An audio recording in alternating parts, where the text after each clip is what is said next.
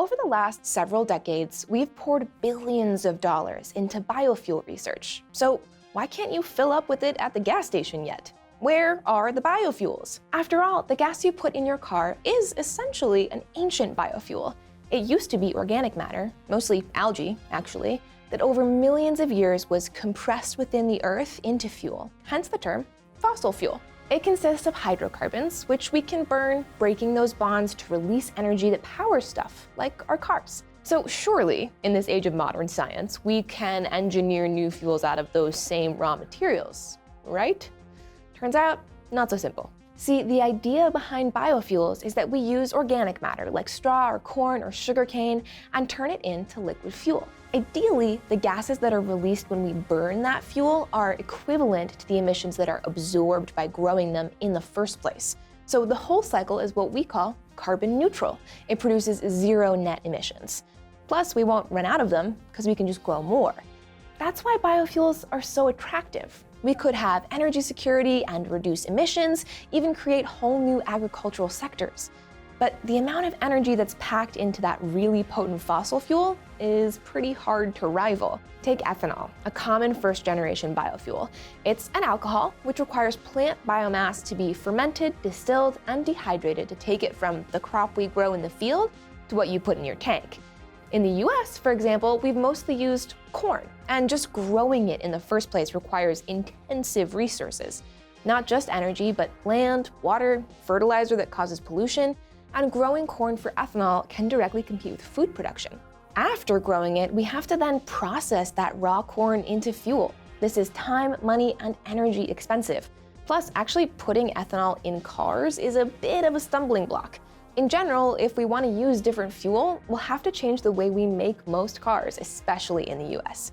And ultimately, creating ethanol is so resource intensive, these fuel products can actually end up producing even more emissions throughout their life cycle than fossil fuels. Scientists have recognized these failures in recent years and have developed more efficient second-generation ethanols out of cellulosic material, the denser, inedible parts of crops. This doesn't compete with existing food pipelines and actually results in more energy payoff. But the distillation process remains expensive and energy intensive. It may be more energy-dense material, but it's also harder to break down into fuel in the first place. Brazil has had more success with sugarcane ethanol production, but all ethanols still have yet to break even in terms of practical, widely used energy parity. Okay, but ethanol's not the only biofuel out there. We also make biofuel out of algae, which, again, involves cultivating and harvesting these microorganisms, then putting them through an energy-intensive process that squeezes those lipids out of the algae cells. We then refine those oils and turn them into fuel. Same kind of problems here as with ethanol. We haven't been able to turn this process into something that, on the whole, creates less emissions and is less expensive than regular fuel because of all the resources that go into processing it. Plus, these organisms are plagued by predators in large cultivation ponds, and keeping them alive in industrial quantities is tough. But lots of cool research is going into fixing these particular problems. But what if we took an already processed food byproduct, like used French fry grease, and used it as fuel?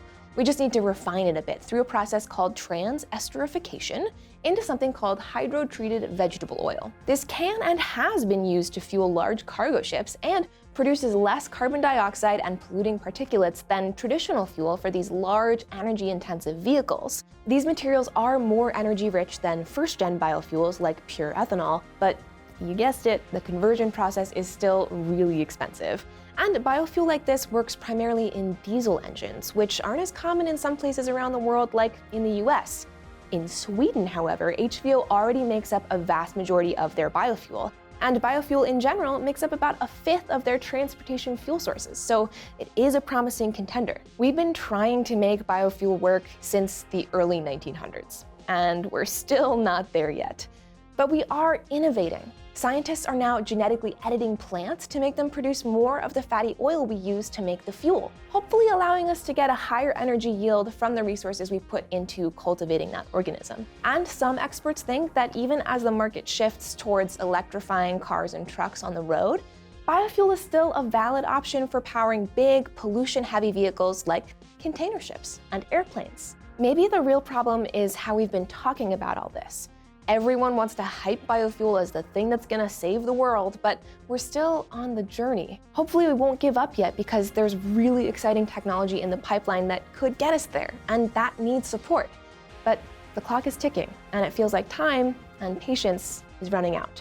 What do you think about biofuels? Still promising, or will something else beat green fuel to the road? Let us know in the comments below, and if you always want to check in on big questions like this one, don't forget to subscribe to Seeker. Thanks for watching.